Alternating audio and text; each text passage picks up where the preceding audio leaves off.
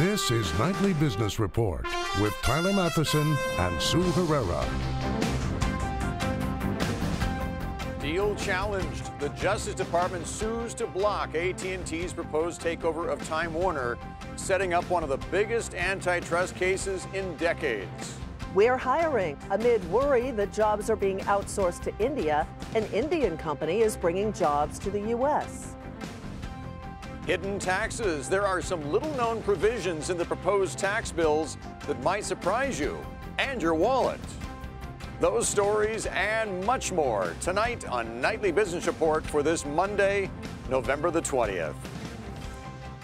Good evening, everybody. I'm Bill Griffith in tonight for Tyler Matheson, coming to you, as always, from the New York Stock Exchange. Good to see you, Bill. I'm Sue Herrera. Good evening, everybody.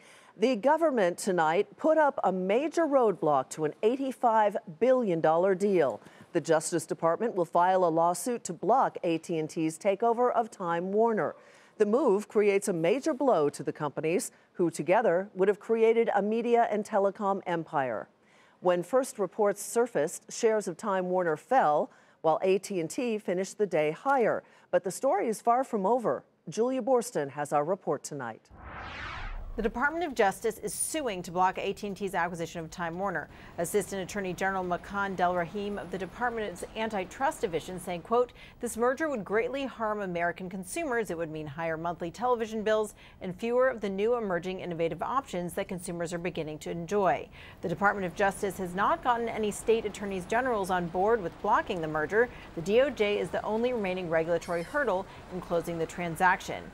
AT&T is planning to fight this suit. AT&T's general counsel and senior VP David McAtee II saying, quote, "Today's DOJ lawsuit is a radical and inexplicable departure from decades of antitrust precedent. Vertical mergers like this one are routinely approved because they benefit consumers without removing any competitor from the market.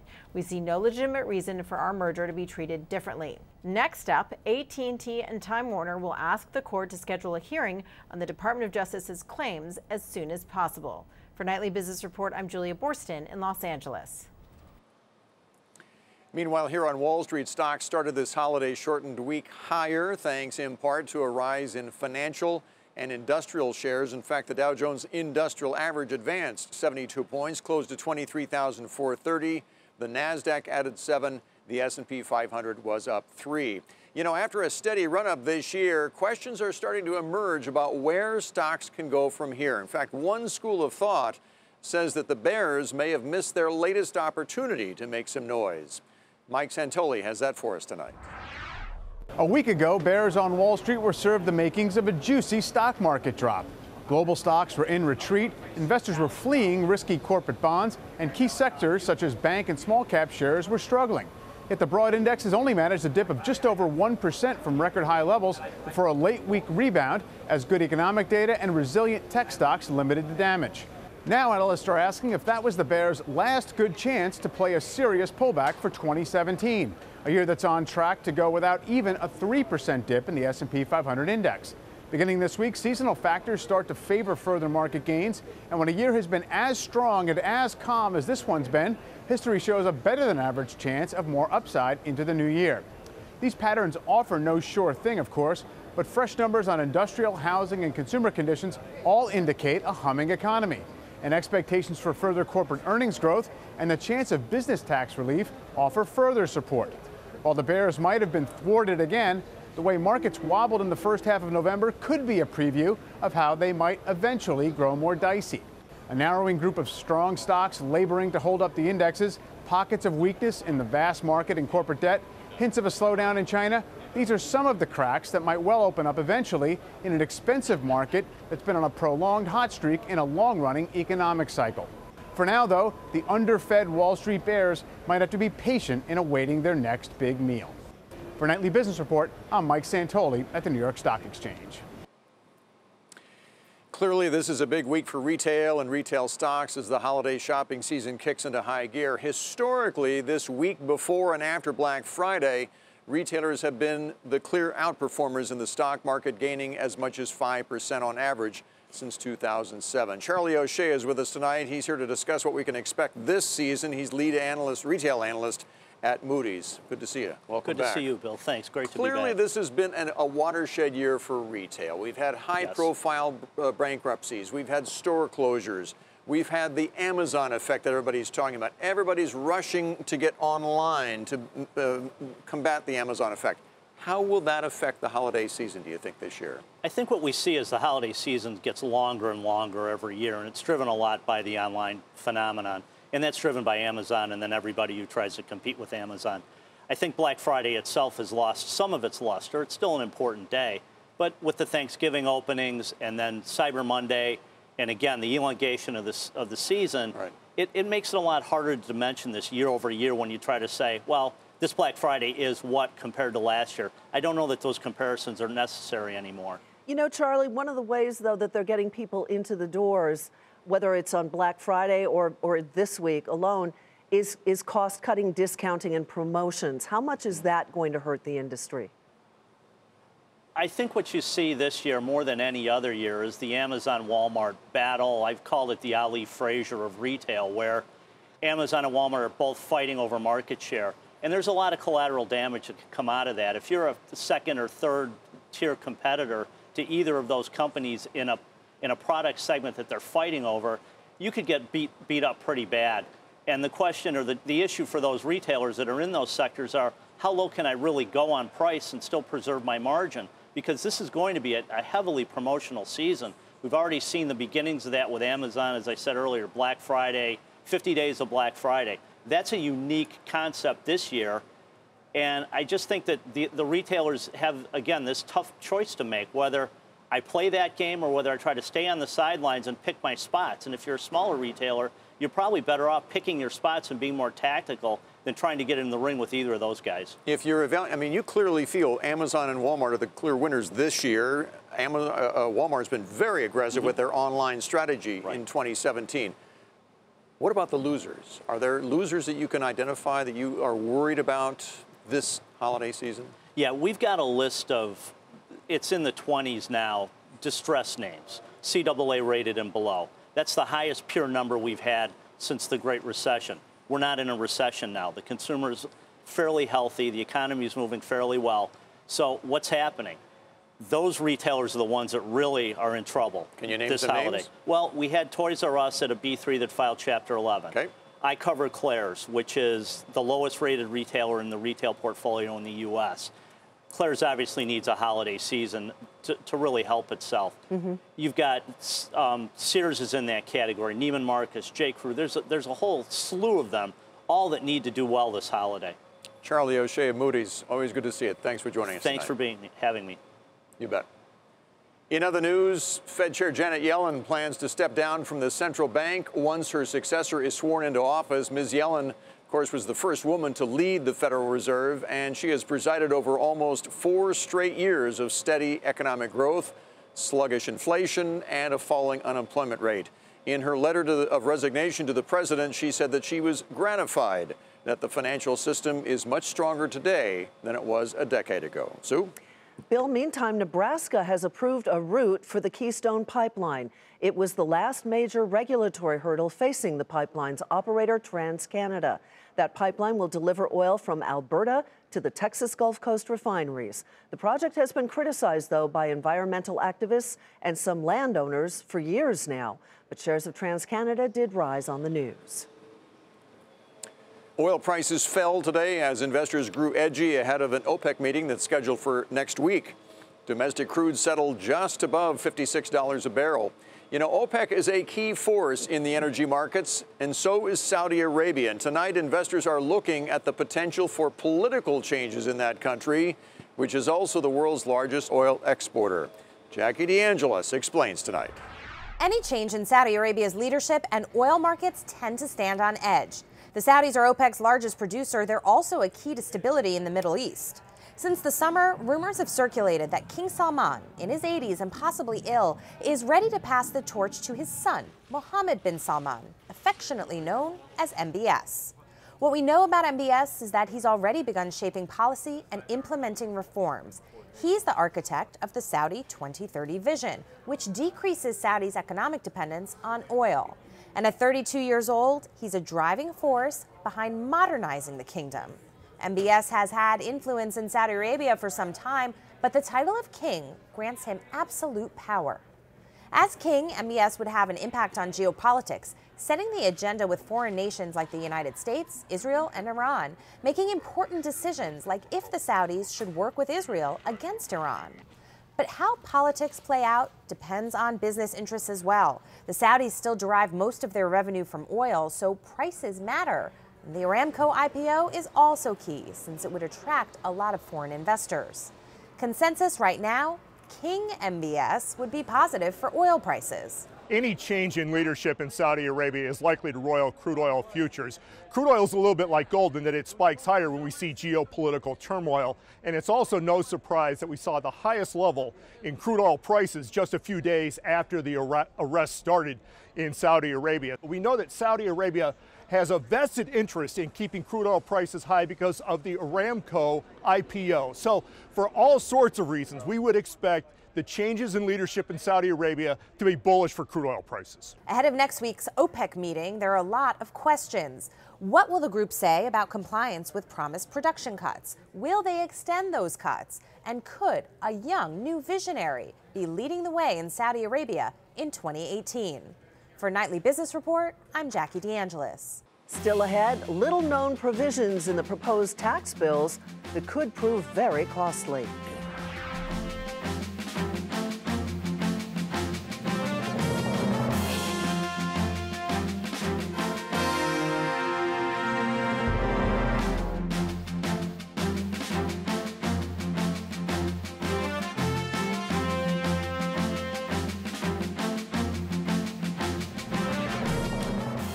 Uber is planning to expand its driverless fleet with thousands of cars from Volvo. This new order for 24,000 vehicles marks the first commercial purchase for the ride-hailing company. The fleet is small, though, when compared with the Uber's 2 million drivers overall, but it does reflect its vision of an autonomous future. The White House is tightening scrutiny of skilled worker visas. According to the Wall Street Journal, the administration is making it harder for businesses to hire foreign workers. Citing numbers from the agency which administers the program, 1 in 4 applications between January and August has been sent back for requests for further evidence. The president has said that legal immigration creates unneeded competition for Americans. The president has also expressed concern about U.S. jobs being outsourced to India. But now an Indian company is moving jobs here to the U.S. Michelle Caruso-Cabrera reports tonight from Auburn Hills, Michigan. 3, 2, 1, cut. Today, the official ribbon cutting for an assembly plant of off-road utility vehicles. The company behind it, the Mahindra Group of India. And these are made in Arkansas. Anand Mahindra is in charge of the huge Indian conglomerate, which also makes tractors, electric race cars, and electric two-wheelers. We came here to tap the engineering experience that Detroit is steeped in. Why on earth would we bring people from India when we are here to offshore and to outsource engineering talent from the U.S.? We're going to be selling our product to the American consumer. We want to have Americans who understand American consumers. Mahindra's plans call for 650 employees at this facility by the year 2020. Nearly all of them will be from the United States. Kristen Gicek is with the Center for Automotive Research. She says it's been a long time since a new plant opened in this region. It's a pretty big deal. We haven't had an assembly plant in this region for some time, more than a decade. The company has facilities in Canada and Mexico where they assemble tractors. But Mahindra is not worried about President Trump's threats to abandon the North American Free Trade Agreement. I'll either renegotiate or I'll terminate. I think your president is a consummate negotiator. I'm an optimist about NAFTA merely being updated, but I don't think it's going to be a situation where NAFTA is going to explode. And like any CEO, he's watching to see what will happen with U.S. corporate taxes. The ease of doing business is already an attraction here. The large market is already an attraction. On top of that, if you're going to get lower taxes, you're going to get a huge amount of investment traveling to the U.S. It would be a bonus to a company already committed to investing here. For Nightly Business Report, Michelle Caruso-Cabrera, Auburn Hills, Michigan. Michelle just mentioned NAFTA, and today talks between the U.S., Canada, and Mexico resumed. One state that has a lot at stake in the negotiations is Tennessee. John Harwood recently spoke to one of the senators from that state, Lamar Alexander. Steve Bannon says that he's going after the people who are part of the global establishment clique who look down on the blue-collar Trump voters. So how do you plead on that? I don't know what he's talking about. I mean, I know. Are you a globalist? I know who the Trump. Well, I'm sitting in the Bluebird Cafe, 40 miles from the largest auto plant in North America. It's called Nissan, and it helped to attract 1,000 auto suppliers to Tennessee, raised our family incomes, made us richer. I went to Japan to help get it. I'm interested in us being a part of the world. That's why I think the president's gotten bad advice from Mr. Bannon or others about NAFTA. Argue with China, argue with Japan, leave NAFTA alone. Mexico and China have helped make us rich in Tennessee, richer. Why do you think the president doesn't get this? He gets advice from different people, and so I'm giving him other advice. John Harwood joins us tonight. Now, John, where does Senator Alexander stand on the tax reform plan that's in the Senate that they're going to take up after Thanksgiving? He's enthusiastically for it, Bill. He's a moderate Republican, but he says that cutting the corporate rate to try to spur investment is the way to go, just like he sees expanding international trade is the way to go. So that's good news for the White House and for Republican leaders that he's with them. What about the bipartisan Affordable Care Act fix? Senator Alexander has been working on that. Where does he stand on it now? Well, Sue, that's interesting because it's become a bargaining chip in the debate. He and Patty Murray have proposed this bipartisan fix that gives some extra money for insurance companies who have high-cost patients.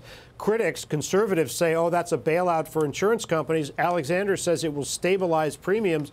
Donald Trump asked him to negotiate that, but he's wavered on whether or not he's for it. Now some moderate Republican senators are saying, if we're going to vote for the tax bill, we need that Alexander Murray bill to stabilize Obamacare. And Senator Alexander is hoping he can persuade President Trump to give the thumbs up finally and get that into law by the end of the year. We will see. John, thank you. John Harwood in Washington. Elsewhere, chipmaker Marvell Technology is buying its smaller rival, and that's where we begin tonight's Market Focus. In an attempt to expand its wireless connectivity business, Marvell said that it's going to buy network equipment maker Cavium for about $6 billion. Marvell said the deal will grow and diversify its revenue base and allow it to offer more services to its customers. Shares of Marvell Tech rose 6% today to $21.59. Shares of Cavium popped 10% to $84.02. Dish Network subscribers are at risk of losing CBS programming as early as this evening if the two companies cannot reach a new agreement on how much Dish will pay for CBS content. CBS warned that its customers that if the possible blackout would happen and it would affect the full slate of football coverage that the network is broadcasting over this holiday weekend. CBS shares fell 1% to $55.93. Shares of Dish Network were also off 1% to $50 and a penny.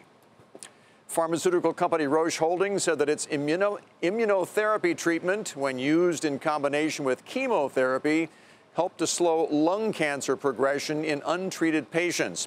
The results were not a positive, though, for rival Merck, which already has a drug used to treat lung cancer. Merck shares fell by nearly 2% today as investors reacted to this news that another lung cancer contender could be entering the market. Shares closed the day at $54.10. In a regulatory filing, activist hedge fund JANA Partners disclosed a nearly 9% stake in Outback Steakhouse owner Blooming Brands. JANA said shares of the restaurant operator were undervalued and represent an active investment opportunity. Blooming Brands jumped more than 12% on that news to $20.54. And after the bell, Urban Outfitters said strong demand for its Free People clothing brand helped that company deliver better than expected quarterly results. Urban Outfitters also cited a rise in online sales and improved apparel execution pretty much across all brands. Shares initially rose in the extended hours session and ended the regular day up 1% to $28.27. Bill? Sue, as you know, Oregon is trying to make saving for retirement just a little bit easier. It's become the first state now to roll out a plan that covers private sector workers who do not otherwise have access to a workplace savings program. The deduction is an automatic 5% of gross pay unless the worker opts out. Savings, of course, is just one of the topics that we'll be covering during our special Thanksgiving Day program, America's Retirement Crisis, Funding Your Future. Hope you can join us on Thanksgiving. Well, everybody who's concerned about saving for retirement is paying attention to the tax proposals making their way through Congress. But there are some hidden taxes that are not getting a lot of attention. Our Robert Frank, though, has the details.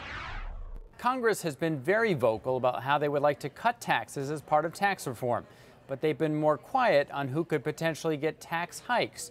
Here are just a few of the hidden tax increases in the House and Senate bills. Now, the Senate bill includes a tax hike on certain stock investors through what's known as first-in, first-out accounting. The bill would prevent investors from lowering their taxes by choosing the specific shares of stock that are being sold. Now, usually investors sell the most expensive shares they purchased or those that have lost money to get the tax write-off. The bill would force them to sell their oldest shares first, known as first-in, first-out sales, no matter what the purchase price. Now, this takes effect in 2018 and would raise a projected $2.7 billion in revenue over 10 years. Initially, the mutual fund firms like Fidelity were also subject to the tax, but after lobbying last week, they are now exempted. Now, another hidden tax hike, tuition waivers. The House bill would label as taxable income college tuition waivers. That's when a university waives their tuition and sometimes provides a stipend for grad students who work as a teaching or research assistant. About 145,000 grad students and 27,000 undergrads are awarded the waiver every year. They would now be taxed on income they don't actually receive. And people who collect art, cars, and other family treasures may also get a possible tax hike. The House bill does away with what's called 1031 swaps, or exchanges in kind. That's when someone sells an asset but postpones the capital gains tax if the cash is used to buy something similar. Now, art collectors use this a lot to sell one painting and buy another without paying a tax. So do buyers of airplanes, tractors, and sometimes cars. Sotheby's mentioned it in their earnings call as a possible negative for the art market. But Congress specifically carved out one group that will be allowed to keep using the tax loophole. That's real estate developers and real estate investors. For Nightly Business Report, I'm Robert Frank. Coming up, we're crisscrossing the country as Amazon hunts for a second home. I'm Scott Cohn in North Carolina, a state that's been attracting out-of-state innovators since a couple of guys from Ohio came here to fly their airplane. But does this state have enough to get Amazon's second headquarters? We'll take a look coming up on Nightly Business Report.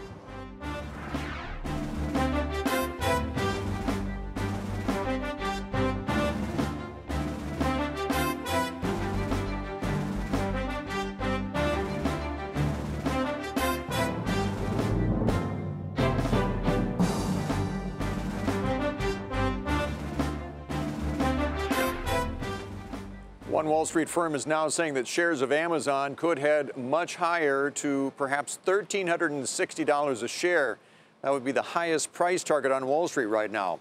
Nomura Instinet says the company will maintain its leadership position because of its ability to invest aggressively in multiple industries. That price target is roughly 20% higher than its current price. And it has been 1 month since Amazon began evaluating bids for its $5 billion second headquarters project. And so far, we've taken you to Chicago and also Cleveland.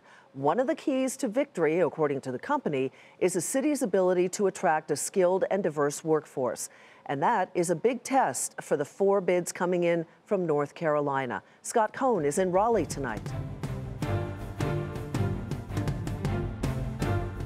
North Carolina has been attracting innovators from out of state since the Wright brothers came to Kitty Hawk from Ohio. More recently, the research triangle of Raleigh, Durham, and Chapel Hill has been fostering innovation for nearly 60 years. The triad of Greensboro, Winston-Salem, and High Point is a hub for manufacturing, old and new.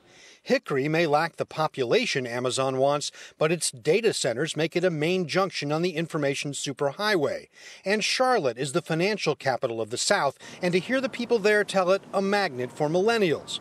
All 4 regions have submitted bids to Amazon, all of them backed by Governor Roy Cooper. When I talk to CEOs about whether they're going to expand or bring their company to a state, the first thing they talk about is workforce and talent. North Carolina checks all of those boxes for Amazon. The ingredients are all here, with the possible exception of one. Amazon says it wants to locate in a diverse community that supports diversity. That last part has been the subject of intense debate here. North Carolina has partially repealed its so-called bathroom bill, which governed which facilities transgender people could use. Amazon opposed a similar law in Washington state. But North Carolina has kept other parts of its law, including a ban on local ordinances against discrimination.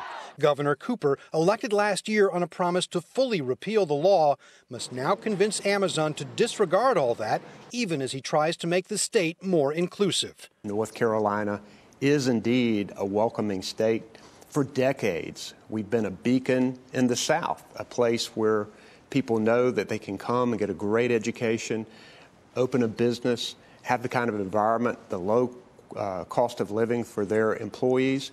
North Carolina boosters say educated workers are coming to the state regardless. The goal now, get Amazon to do the same. For Nightly Business Report, I'm Scott Cohn in Raleigh, North Carolina. And that is Nightly Business Report for tonight. I'm Sue Herrera. Thanks for joining us. I'm Bill Griffith. Have a great evening. We'll see you tomorrow.